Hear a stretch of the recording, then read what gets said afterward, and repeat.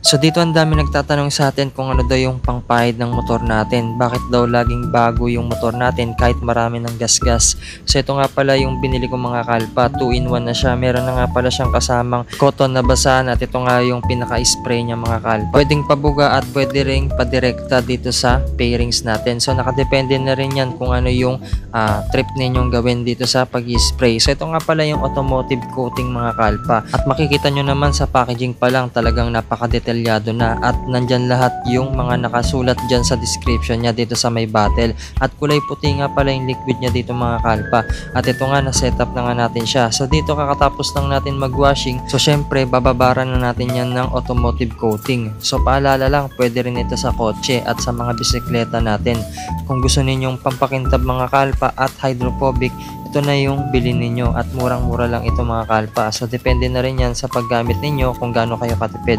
Pero ako dito hindi ko titipirin yung motor natin. Talagang i-sprayan ko bawat sulok. Talagang napakabango rin pala nito at hindi siya masakit sa ilong. At binasa ko nga rin pala yung product features nito mga kalpa. Gumagamit nga pala sila ng new generation German carbon nanosynthesis technology. So dito sa ginamit nilang chemical mga kalpa, kapag mapansin ninyo, pag pinahid ninyo siya dito sa pairings natin, talagang matatanggal nga yung mga puti-puti at yung mga acid rain.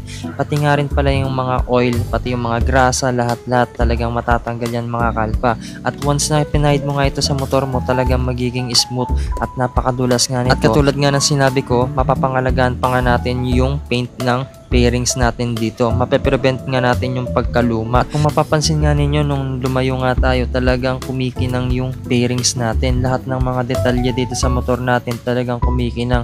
Talagang parang nagmukhang bago, parang kakalabas lang sa kasa. So dito tatry naman natin siyang buhusan ng tubig. At makikita nyo nga yung effect, talagang dumudulas lang yung tubig. So ito nga, hydrophobic nga yan mga kalpa at talagang parang dahon siya ng gabi. So makita ninyo pagka umuulan, so meron na kayong protection sa acid at hindi na nga yan magpuputi-puti at hindi na nga manunuyo yung mga acid dito sa pairings natin. So katulad nga nyan, dumudulas lang yung mga tubig dito. So kahit ano pang chemical na ipahid nyo rito, talagang mapoproteksyonan yung pairings natin at yung mga iba pang parts. Diba nakita naman ninyo, sobrang ganda na.